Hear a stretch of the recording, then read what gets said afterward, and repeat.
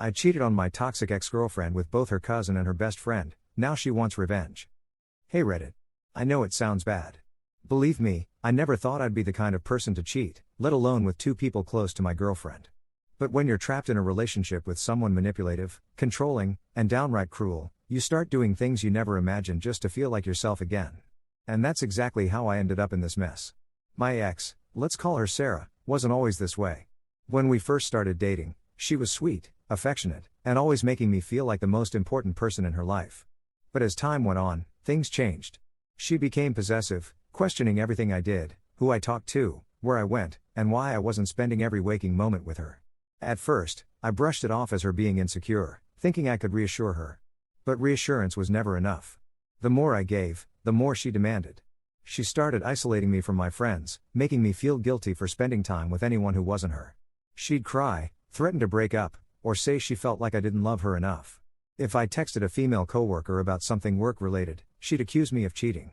If I was 5 minutes late responding to her texts, she'd call me nonstop, then start fights about how I was ignoring her. It got to the point where I felt like I was walking on eggshells every day, just trying to keep the peace.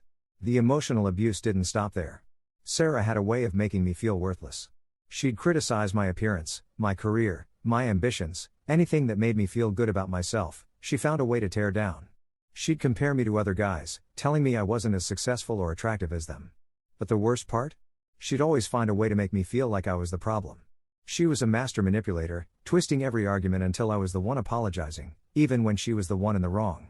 I knew I had to leave, but every time I tried, she'd either guilt-trip me with stories about how much she'd been hurt in the past or threaten to hurt herself if I ever left.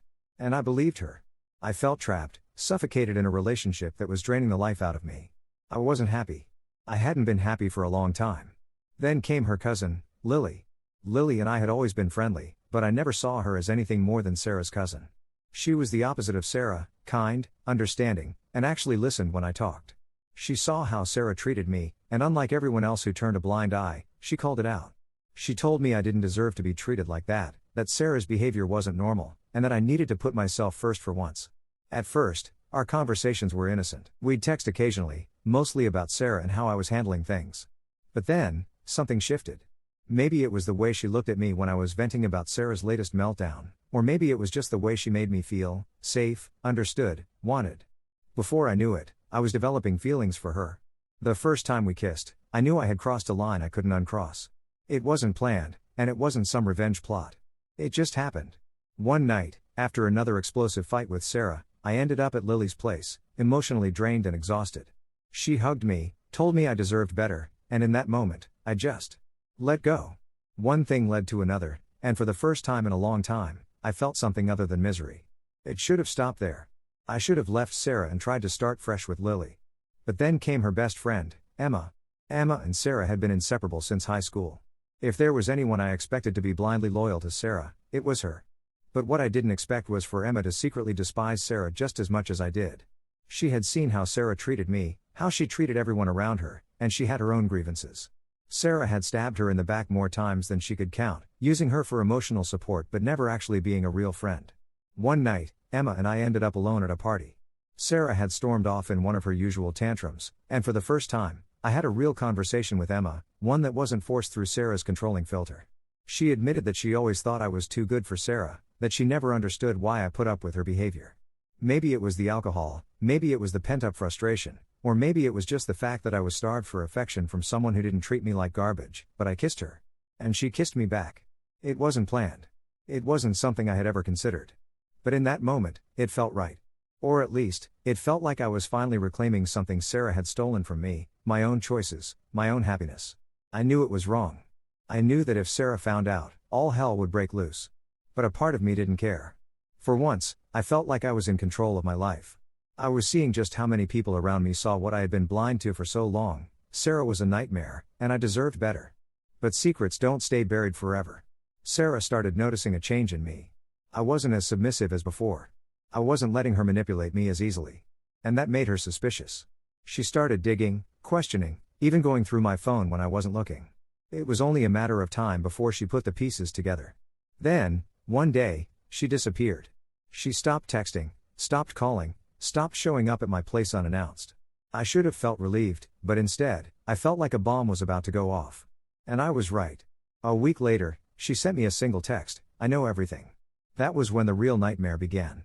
Sarah wasn't the type to cry and move on. She was the type to burn everything to the ground on her way out. And now, she had all the ammunition she needed. She wasn't just hurt, she was furious. And she was going to make sure I paid for what I had done. I had no idea what she was planning. But one thing was for sure, she wasn't going to let me walk away without a fight. And knowing Sarah, she would make sure I regretted ever crossing her. I had no idea what was coming next, but I knew one thing for certain: this wasn't over. Not by a long shot.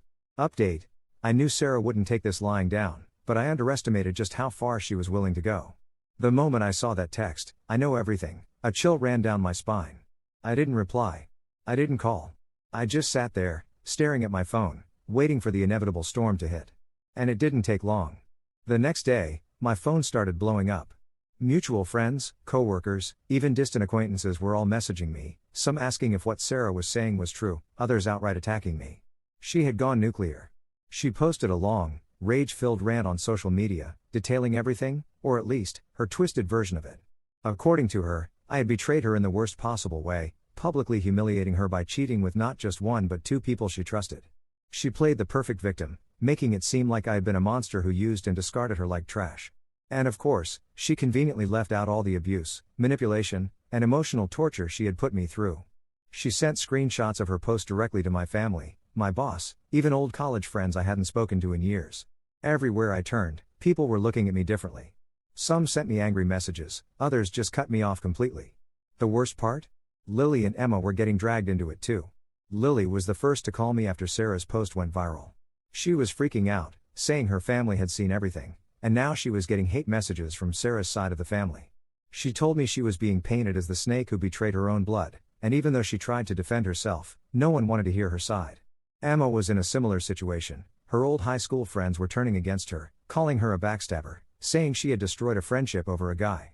Sarah didn't just want to ruin me, she wanted to destroy anyone who had dared to be involved with me. And she wasn't stopping at social media. 2 days after the post went up, my car was vandalized. Keyed from front to back, tires slashed, and a lovely message carved into the hood: "Cheater." I had no proof it was Sarah, but I didn't need any. This was exactly the kind of petty, vindictive stunt she would pull.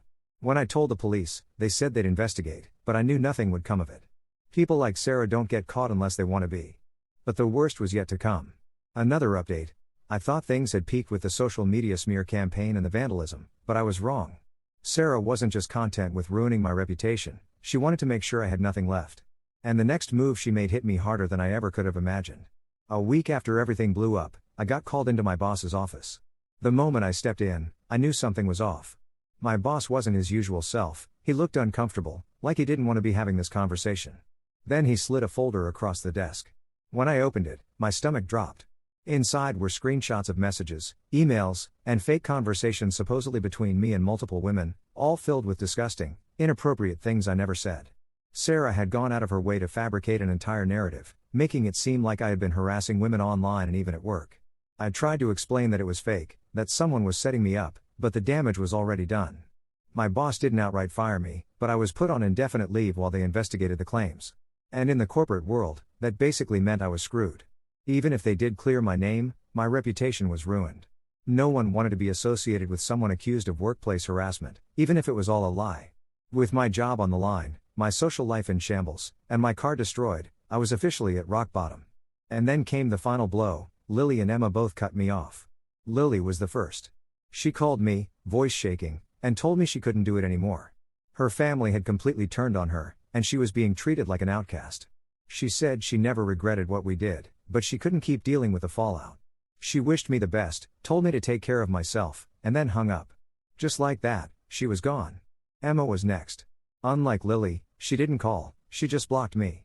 I found out through a mutual friend that she had patched things up with Sarah. Whether Sarah manipulated her back into the friendship or Emma just couldn't handle the pressure, I don't know. But it didn't matter. She was done with me too. Sarah had officially won. She had taken everything from me, my job, my reputation, my friends, even the two people who had been there for me when I needed them most. I had nothing left. But here's the thing about people like Sarah. They don't know when to stop. And that's where she made her mistake. Final update. I was at my lowest, but something inside me snapped. I realized that as long as I kept reacting to Sarah's attacks, she was going to keep winning. She thrived on control, on knowing she could manipulate people and destroy lives with a few well-placed lies. So I stopped playing defense and went on the offense. I started gathering everything. Every text, every voice message, every email, everything that showed the real Sarah. The emotional abuse, the threats, the manipulation, the gaslighting. And I wasn't just keeping it to myself. I sent it to her family, to the friends who had turned against me, to the people at my job handling the investigation. I made sure that the truth was out there, loud and clear. It took time, but the tide started to turn. People who had blindly taken Sarah's side started questioning things. Some reached out to apologize, admitting they had been too quick to believe her. My job, after conducting their investigation, found zero evidence of wrongdoing on my part and reinstated me. And the best part? Sarah's own web of lies started to unravel. Apparently, she didn't just have a habit of emotionally abusing me, she had done the same to a few of her ex-friends too. Once people started realizing she was capable of that kind of manipulation, more people came forward with stories about how she had treated them like garbage and used them to her advantage. Her reputation, the thing she had worked so hard to protect, was falling apart. But the real cherry on top? Lily reached out to me. She apologized for cutting me off and admitted she regretted it. She told me she finally saw Sarah for what she really was and wanted to make things right.